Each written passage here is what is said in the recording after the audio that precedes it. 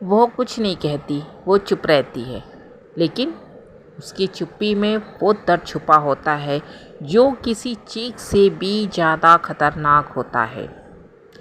औरत जब बोलती है ना तो लड़ती है, लेकिन जब वो चुप हो जाती है तब वो खत्म नहीं होती, वो बदल जाती है।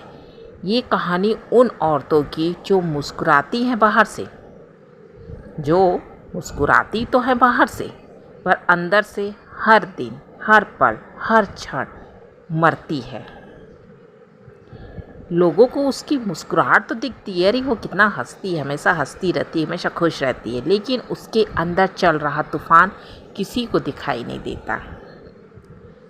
लोग कहते हैं कि पहले वो बहुत बोलती थी, पर क्यों? वो हंसती थी, वो चहकती थी, बातें भी करती थी, सपनों के बारे में, रिश्तों के बारे में, खुद के बारे में, अपने बचपन के बारे में खूब बातें करती थी, खूब सबसे हंस हंस के बोलती थी, पर धीरे धीरे वो चुप होती गई।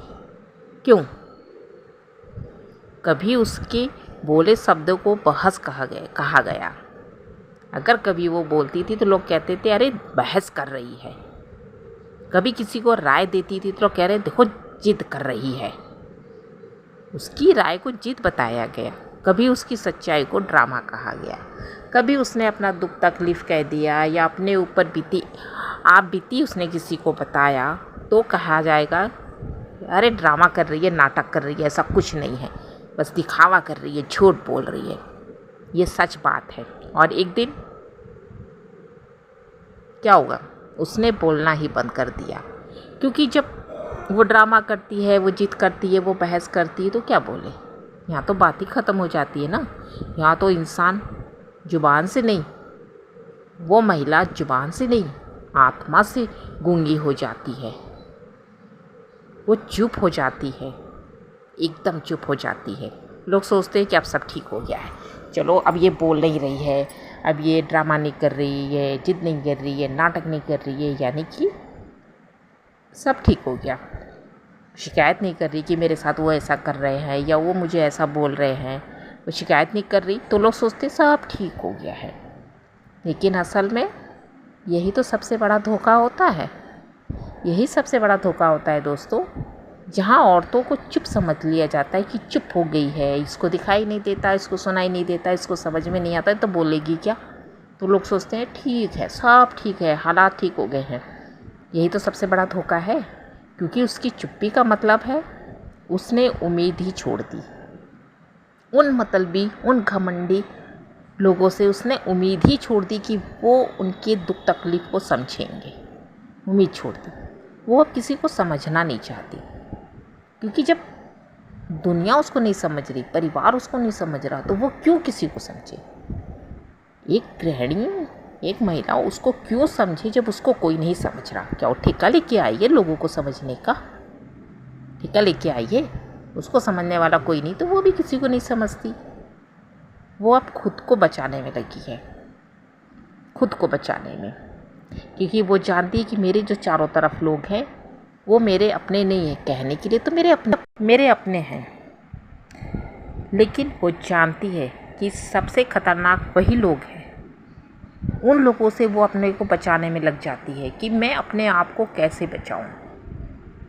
और चुप औरत, जान लो दोस्तों, चुप औरत सबसे ज़्यादा खतरनाक होती है। उससे खतरनाक कुछ नहीं होता है, क्योंकि उसके अंदर अब सिर्फ भावनाएं नहीं, एक तूफान चल रहा होता है, एक आंधी चल रही होती है। क्योंकि वो तो सबकी असलियत को जान चुकी होती है ना, वो तो जान चुकी होती है ना कि यहाँ मेरा अपना कोई नहीं है, मेरा दर्द सुनने वाला, मेरी तकलीफ़ देखने वाला यहाँ कोई नहीं है। तो उसके अंदर आंधी तूफान पल रहा होता है। रिश्तों का खामोश खात्मा हो जाता है, मतलब रिश्ते एकदम ख़त्म हो जाते चुप्पी के रूप में। लोग तो यही सोचते हैं कि वो बोलती क्यों नहीं है, लोग तो सोचते हैं कि वो बोलती क्यों नहीं, लेकिन ये नहीं सोचते कि उसके पास बोलने को अब बचा ही क्या है। क्या बचा है बोले? जब वो बोलती तो आप सुनते नहीं हो, आप विश्वास नहीं करते, आप ड्रामा कहोगे, नाटक कहोगे, जीत कहोगे, बहस कहोगे। जब आप विश्वास नहीं करते तो क्या बोले।